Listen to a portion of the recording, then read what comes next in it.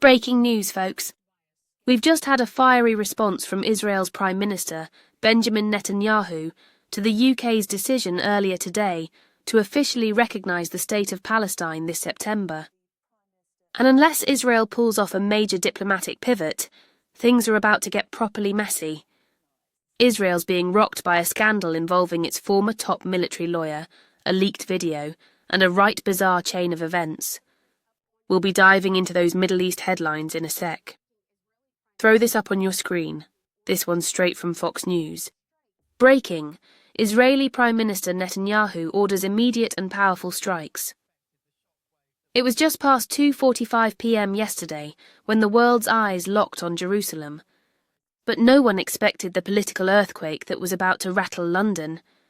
Netanyahu, calm as ever, walked to the podium with a cold stare, a thick pile of papers in hand, and 6 words that sent shockwaves through British politics. Britain has betrayed its oldest ally. For a split second, the whole room froze. Diplomats stared in disbelief. Journalists scrambled for their phones. And within minutes, screens from Washington to Westminster lit up with breaking alerts. Every major British paper, every news site, every social feed, total chaos. Netanyahu didn't even flinch. Like a man who'd rehearsed this moment 100 times, he raised classified documents, proof, he claimed, of secret talks between Downing Street and groups Israel deems hostile. Labour officials had long dismissed those claims as conspiracy nonsense. But here it was, undeniable, staring Britain right in the face. If you thought Britain's diplomatic reputation was intact yesterday morning, mate, it's in tatters now. To understand the fallout, we've got to rewind 11 days. That's when Prime Minister Keir Starmer quietly signed off on suspending arms export licences to Israel, all under the banner of humanitarian concerns over Gaza. The move was buried in a Friday afternoon press release. Classic political trick to dodge headlines. But Netanyahu clocked it instantly. His reaction? Swift, brutal, calculated. First, he scrapped his high-profile London visit.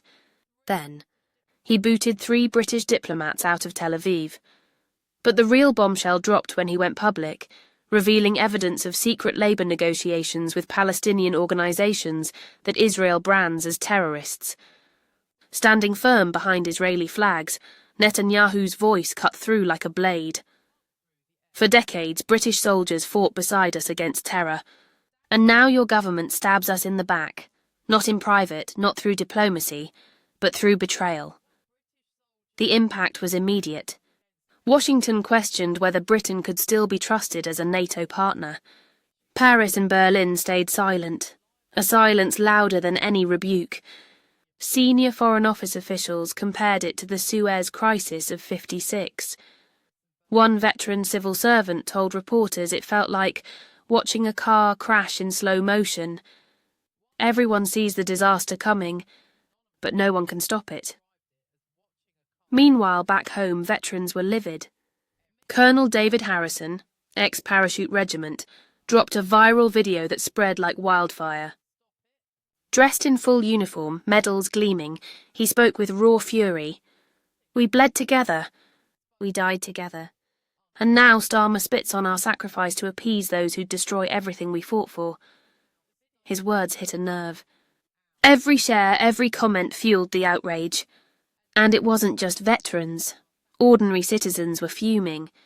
Brits saw the contrast clear as day. Starmer and his ministers dining in luxury at Chequers on taxpayer money, while the same soldiers who defended this country struggled to pay their heating bills. Ministers earning 6-figure salaries, insulated by privilege, while working-class heroes are left to fend for themselves. Even lifelong Labour loyalists are calling it a disgrace. The moral outrage across Britain is boiling over, and it's getting uglier by the day. Jewish communities across the UK are reporting a surge in anti-Semitic incidents. In just 9 days, the Community Security Trust recorded 127 attacks, a staggering 340% jump from the previous month. Synagogues in London, Manchester and Leeds have been flooded with threats. Jewish schoolchildren are being harassed on their way to class. Rabbi Jonathan Goldstein of the Jewish Leadership Council broke down in tears during a press conference, pleading with the government to grasp the consequences of its actions.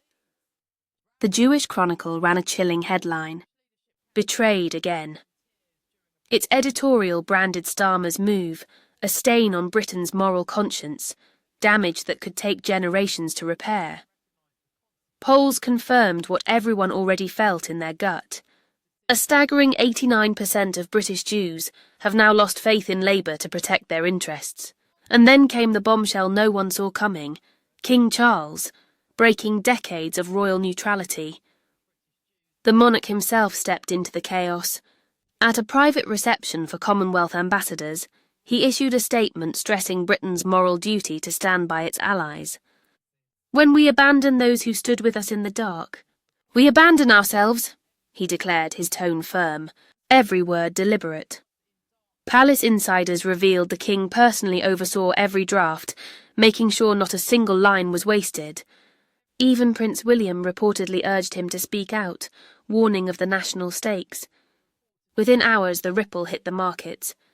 The pound tanked 2.3% against the dollar in a single session, billions wiped from the FTSE 100, investors spooked by Britain's political freefall.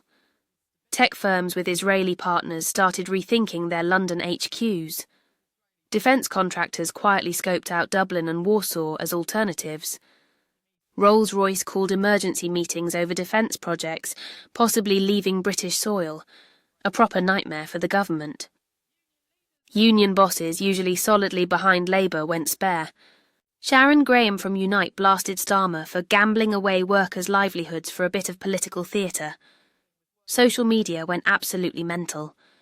The hashtag Young Britain Betrayed trended worldwide for nearly 2 days, racking up over 400 million impressions. From Manchester to Birmingham, streets filled with protesters. Leeds saw crowds the size of football finals.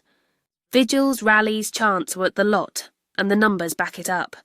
Labour's approval rating nosedived from 39% to 24% in just a week. Among over 50s, it collapsed to a measly 19%.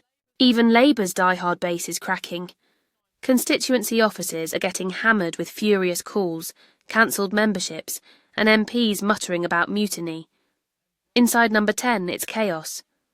Ministers shouting across the table, late-night crisis meetings ending in walkouts. Leaked documents allegedly show Downing Street staff met with organisations linked to extremism, bypassing Parliament completely. That's not just dodgy, that's potentially illegal.